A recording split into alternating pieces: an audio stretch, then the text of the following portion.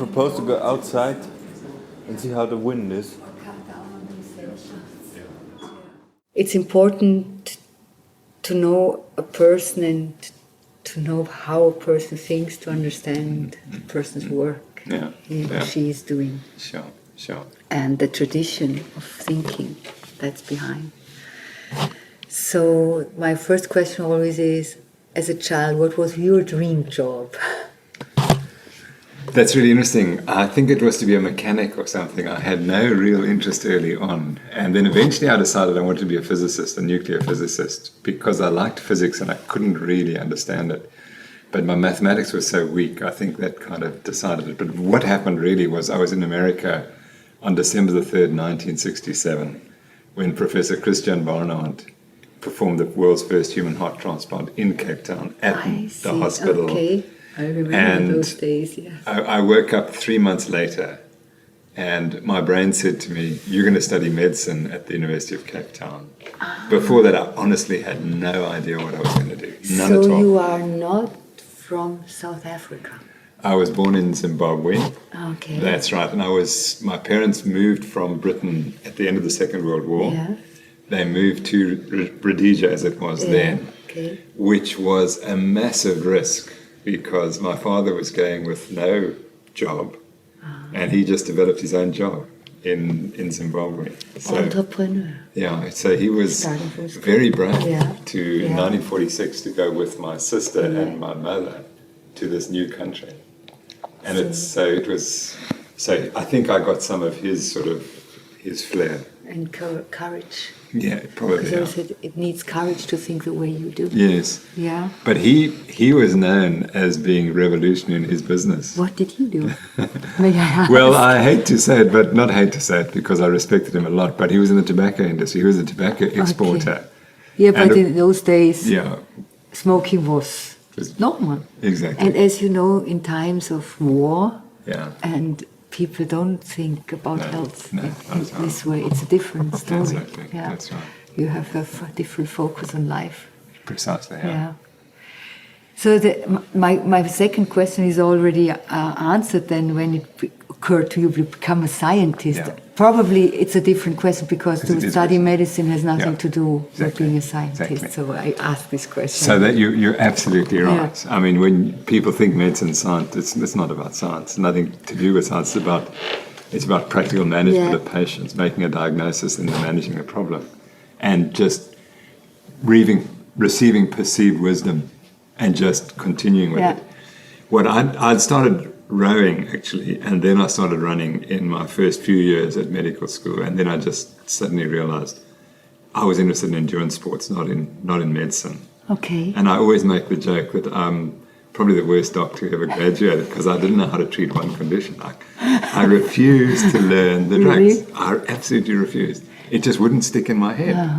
And all these long names, because I didn't think that that's the way we should be treating patients. I thought there was lifestyle and so on.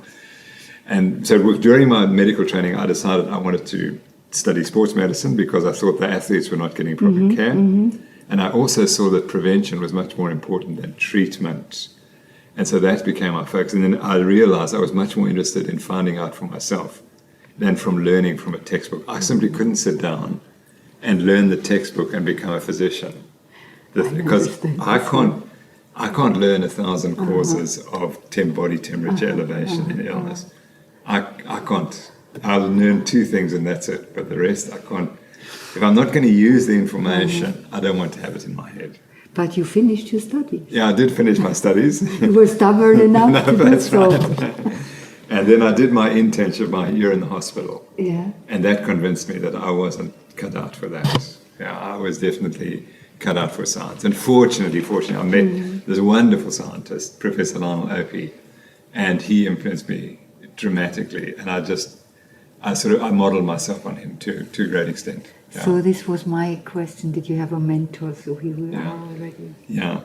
So I had this my hero was Professor Chris Barnard. Yeah. But I learned in later life that he fell short because he loved himself rather more.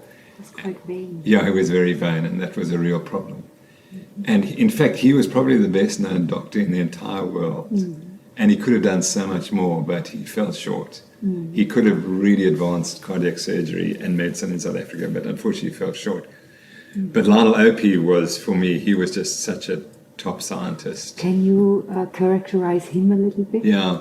What I learned from him was this incredible ability to know the literature and to read and read and read and read everything that was in the literature. And also to assess it. Yeah, and absolutely. And then to come up with hypotheses after that.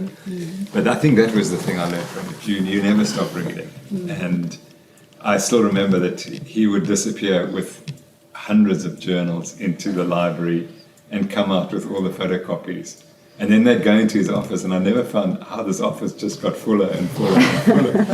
So when you talk about reading, is it a very broad spectrum of things? Is it also related? I mean, is it connected to the questions you want to answer? It absolutely depends. So I do read broadly, but then when I get focused in on a question, then I just read about that. So currently I'm really interested in nutrition, so I'm just reading everything about nutrition. Interesting. No, because I mean, but this is not part of. It's not about me. It's about you. Yeah. Just at the end, perhaps I can ask you some questions about this. Now you are considered as a scientist. Today you consider yourself as a scientist. In the beginning, when you started out with this career, you had probably an idea of what a scientist is. How did it change during all these years? Absolutely. I was interested in promoting sports science and sports medicine in South Africa. And so it was more the clinically applied aspect that I thought was important. And so originally, I probably studied sports medicine, but again, it was didactic. And it was just learning how do you treat this condition, that condition, the other condition.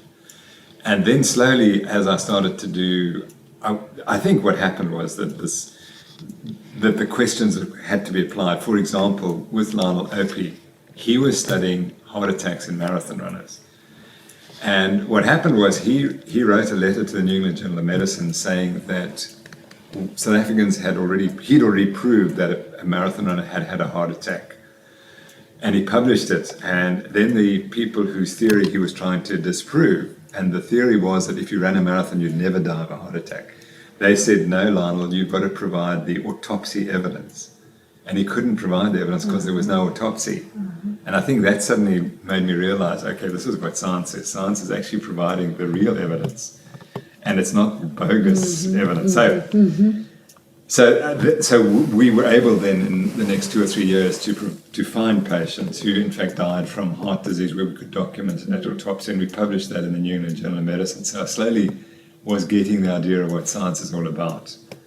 And then the patient I spoke about today in 1981, where she developed hyponatremia during the Comrades Marathon, and she wrote to me, and then I decided, okay, I'm going to prove what causes this. And so then I began slowly to understand what science is. So this was a breakthrough in some it was definitely a breakthrough. And I slowly began to realize the idea of hypotheses and testing, and then eventually disproving hypotheses. Because this is actually what we don't learn when we study medicine. No, not at all. No idea about these things. And I was so fortunate to work for 5 years with Lionel Opie in a laboratory.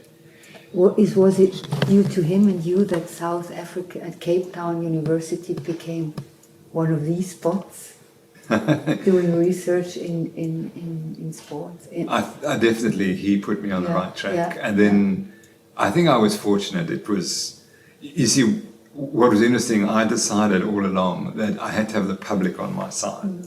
So when I wrote Law of Running the first time in 1985, I wrote it, in fact, to explain to my father why I loved running, because he didn't understand at all. And it took him a long time to learn. But it was also to express to the general public that science is important. And that's what I pushed for the last 30 or 40 years, is the public has to understand what's the role of science. And the thing is that South Africans are mad about sport, like many European countries. And I knew that if I could prove that science could help athletes perform in different sports, that the public would buy in and they would say, oh goodness, then science of sport is important. Among the scientific community, do you feel like a heretic? That was somebody crossing forbidden border? Yeah, one of the beauties of living in South Africa is we're so far from Europe and we're so far from North America that it doesn't really matter. And in fact, I get praised in South Africa for being a heretic because they like people to come up and stand up to the Americans and the Europeans. And because I remember, as I said in my talk, that we have this inferiority complex about America. Even Europe has this inferiority complex. So we bow to America. And when you're sitting so far away, it's great because you can just take on these dragons and slay them. And their dragons don't even know they're being attacked. So it's good to be far away and not being engulfed by this kind of pressure also. Exactly. And because publish and buy, and the university give you this pressure. Exactly. And the system is so biased towards sustaining itself in the United States that the reviewers will only publish stuff that fits their paradigm. And so sitting outside it, it's beautiful. The other beauty I had was that I trained as a medical doctor, not as an exercise scientist. So when I came into exercise science, I had absolutely no bias whatsoever. I didn't know what was right. And I just read and then came to those conclusions. If I'd been trained, I'm not sure I would have questioned. For example, let's take a simple example where gastric ulcers are caused by, we were taught they were caused by acid secretion and so on. So I never questioned that. But if I hadn't been trained, maybe I would have asked the question, actually it might be bacteria. So that's my point. I was trained as a doctor, so I'm far more rigid in my thinking about medicine because that's what people told me, this is the truth. Whereas in the exercise science, I taught myself. So if you were not what you are today? Professional surfer. That was interesting. But I never had the bravery to do it. But that was a sport I always loved doing, and I think that also because it was a complete break from the conventional sports where you could do your own thing and measure your own success in your own terms. So that was, and I had a great. I've just been amazed how what people can do on surfboards and on waves. That's probably what I would have liked to have done, but I would have got bored with it very quickly, and that wouldn't have worked. Yeah. So you love variety. Yeah, no, definitely. Although I can be very focused on what I do enjoy variety. That's correct. What role plays running in your life? Running is critical. It was really what made my life, I think. Because when I started running, I discovered that I was really designed for it. And so not designed physically for it, but designed mentally for it. And today I try to run every day. And the interesting thing is I run as hard as I possibly can every day. And so I don't just go out and jog. It's like it's a race. And I actually can push myself harder in training than I do in races now. So I love the freedom of going out and running really hard. And recording all my data on my Garmin and then downloading it and checking performance and seeing how I performed last year, this day, and so on. So that gives me a great satisfaction. Come on. And now, easy one. May I ask you, what's your favorite book? Yeah, I've got so many.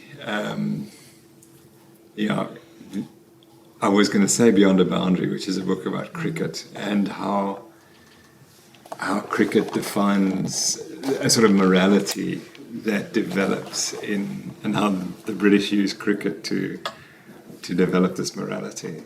Or that's what it kind of was about. What book do I have next to my bed? At the moment I have about 70 books next to my bed, so it's not which book would I take if I was lost? On an island, yeah. I think the best writer was George Sheehan on running, so I'd probably take one of his books. And I think probably it would be Running and Being, which is sadly, people don't read those books because he was just a genius writer. And so people really need to go back and read what he said because he was so far ahead of everyone. Favorite music? My favorite music is I'm completely stuck in the 60s. I just listen to the old stuff that I listened to in the 60s. And my wife loves classical music, but I never got onto that. I'm still with the Beach Boys and the Beatles and the Four Seasons and those sorts of groups. Last question. What's your favorite color? Probably blue, which I'm not wearing today, but probably blue. It's,